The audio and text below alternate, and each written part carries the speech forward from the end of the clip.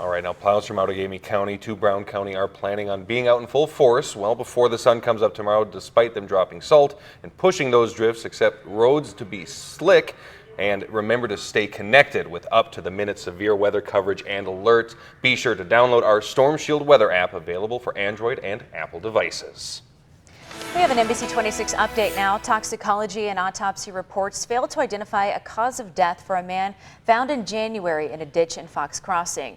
Investigators say John Schnauz died of an undetermined cause. They report a high level of prescription drugs in his system, but add the amount was not lethal.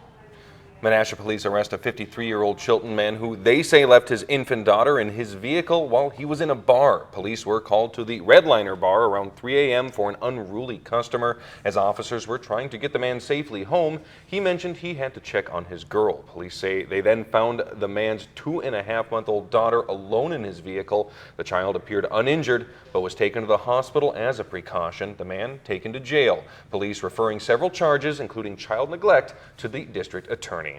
Well, law enforcement can now take blood samples from unconscious drivers without a warrant. The state Supreme Court ruled an officer can do so if delaying the blood work would put the evidence at risk. This stems from a 2013 case where a man hit a deer on his motorcycle and his blood was taken while he was unconscious. He claimed his rights were violated.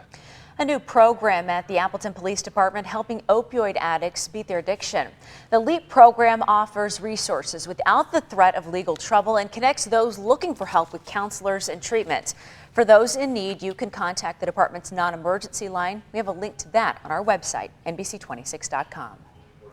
New information, 100,000 diapers destined for Fox City's families in need have been stolen from a warehouse in Fox Crossing. Tonight, as police investigate United Way, Fox City's leaders are asking for the community's help in making up for what's been taken.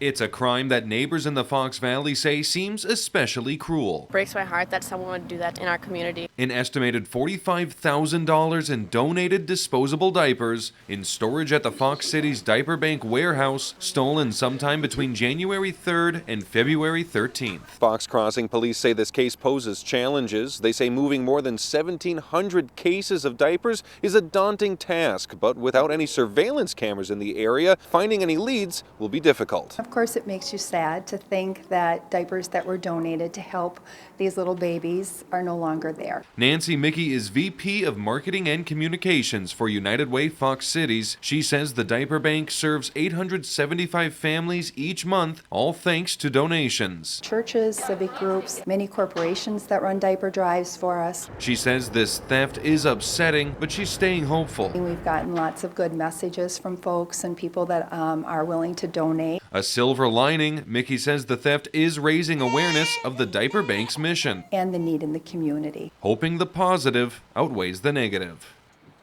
Now, as a result of the theft, NBC 26 is holding a diaper drive to help replace the 100,000 diapers stolen from the United Way Fox Cities. You can join us on Monday at Festival Foods in De Pere from 5 a.m. to 10 p.m. and help us fill a semi-truck with diapers. Bring a donation and you can also meet our team. We'd love to have you come out. Happening now, NBC 26 is teaming up with Festival Foods to help feed families in the community through our new Food for Neighbors program. That's right. NBC 26's Marissa DiCandido is at the festival store in De Pere with the details. Yeah, Billy and Cassandra, today, NBC 26, we're launching our partnership with Festival Foods, teaming up for the Food for Neighbors program. Now, this program helps feed hungry families across Northeast Wisconsin through local food pantries. And festival employees tell me that it's just part of their core values here at the store. It's really at the heart of what we do as a company. And with the program, we love it for the aspect that we can give back to our immediate communities that we serve and work in. Not only are we teaming up with Food for Neighbors, but also Paw Away Hunger, which is another Festival Foods initiative that provides food and other items to local animal shelters. So you can donate to either of those items at any Festival Foods store and help out our new partnership with Festival. Live in De Pere, keeping you connected, Marissa DiCandido, NBC 26. All right, thanks, Marissa. Well, coming up next, you're going to meet a woman who's taken part in the Food for Neighbors program and how it changed her life. And is it too early to think about the next year's Super Bowl? Not if you're Ted Thompson. Hear from the man who makes the draft picks in sports. You're connected to NBC 26 News at 10 with Cassandra Duvall, Billy Wagners, Chief Meteorologist Cameron Moreland, and Sports Director Charlie Sakaitis. NBC 26 News at 10, keeping you connected.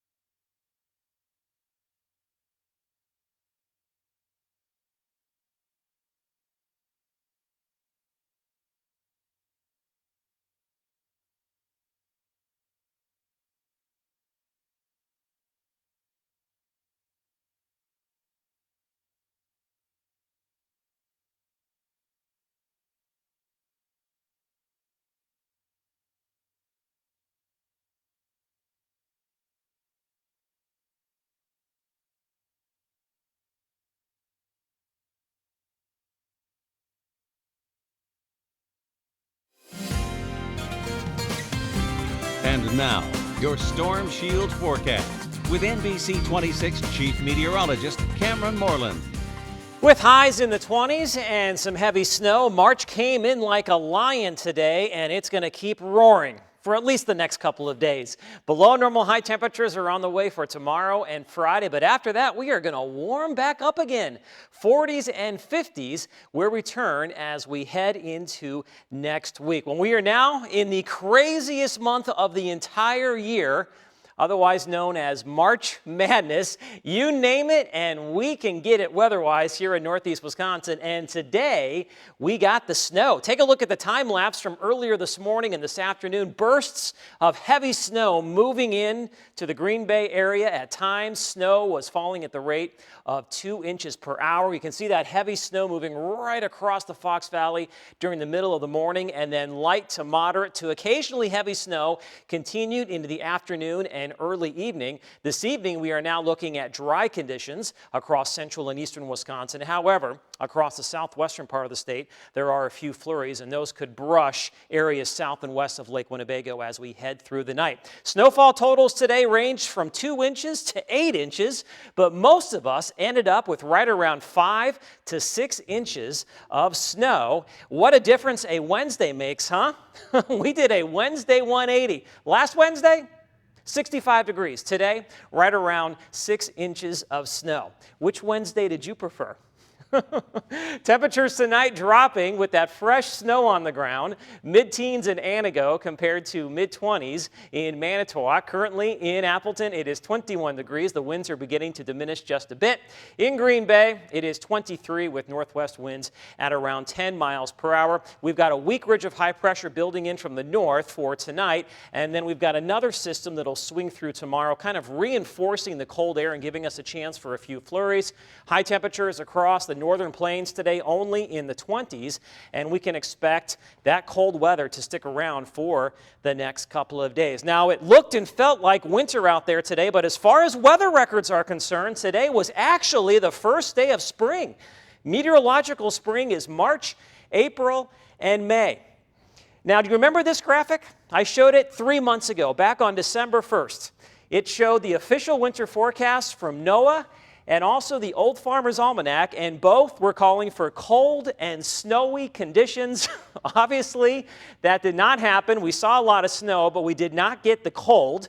Temperatures were running above normal for December, January, and also February. And although it's not official yet, it looks like this winter will go into the record books as the 5th warmest on record. So what happened? Well, we had a persistent zonal flow across the country. That means the jet stream is lined up from west to east. We had all the rain in California, the wettest year to date, snow in the mountains, of course. And those systems continue to track east, bringing that mild Pacific air into the central part of the country. And that's why we were so warm for most of the winter, keeping that cold air locked up in Canada. So tonight, look for stars and clouds and maybe a flurry. Lows will be in the teens. Tomorrow, sun and clouds, a couple of flurries. Below normal temps, upper 20s, even colder on Friday, lower 20s. Maybe a flurry or a snow shower on Saturday as some warmer air starts to work back in. Look for a high close to 50 on Sunday, and then 50s and 40s as we head into the middle part of March already. Showers and thunderstorms perhaps on Monday with a high of 55 degrees. Oh, after that snow today, those 50s look okay. Yeah, not too bad. And just in case you're wondering, the official start to spring on your calendar is 19 days away. I think we're counting down. We had that taste last week, and it was just enough to get us there. 65 a week a day, right? I Crazy. still like this Wednesday better. I know you Just do. for the A lot record. of people do. Fantastic. Yeah, no, I don't think Thanks, so. Cameron. All right, thanks. Well, fighting to end hunger in northeast Wisconsin. Coming up, meet a woman who struggled to feed her family, and today she's volunteering at a local pantry, helping others. And the architect of the Packers draft, Ted Thompson, talks about the combine and all the hype.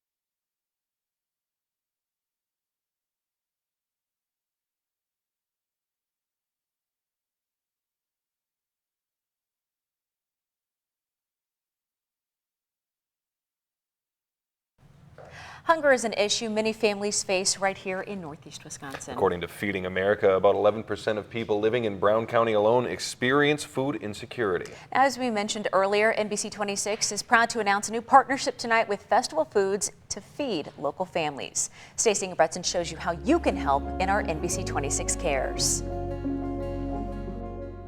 Festival Foods launched Food for Neighbors 13 years ago. Tonight, they're excited to unveil an upgrade to the program and a collaboration with NBC 26 to fight hunger in our community.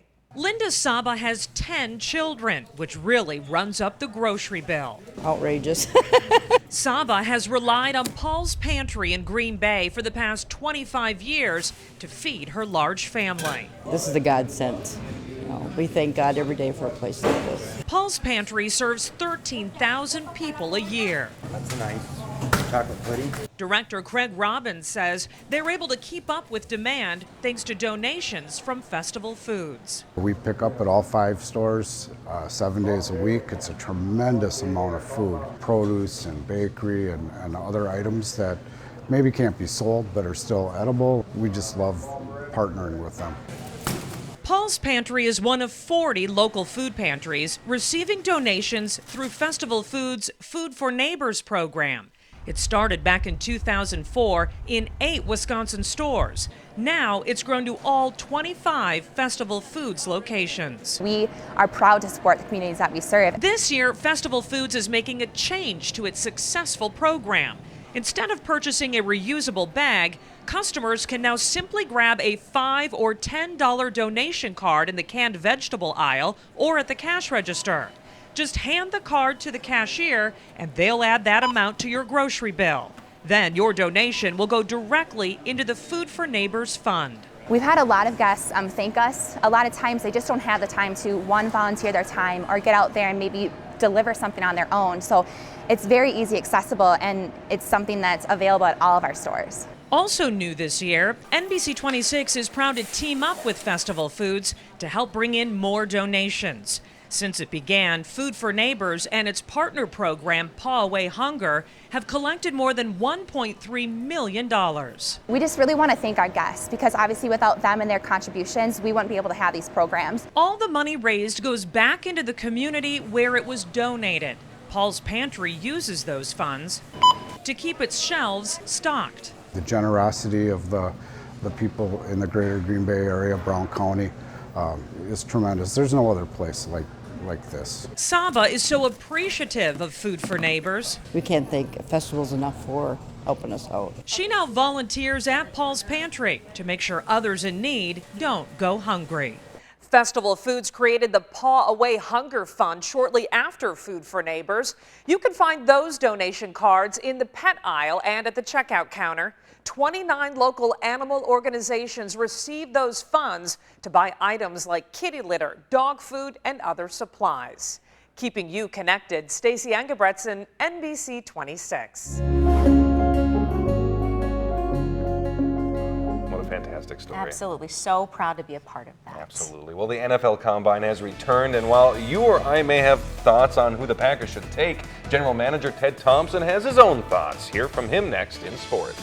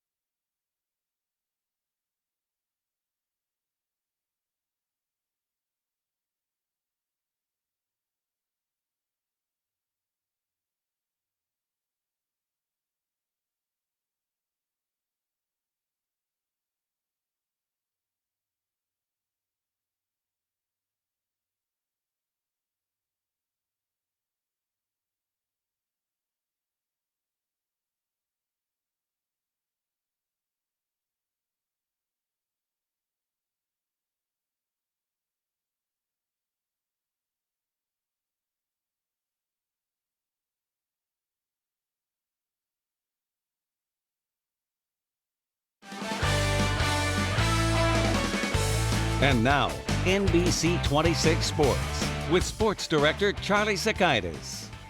Welcome back to the show. Over the next couple of days, NFL teams are going to get a lot more measurable information about the players in this year's draft class, but they have opinions. There's articles, there's magazines, there's all sorts of things dedicated to such things.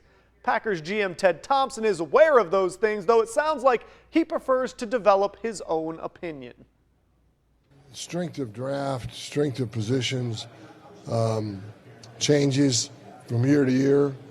It changes, I've noticed, even within the same class from at least month to month, and sometimes week to week or day to day.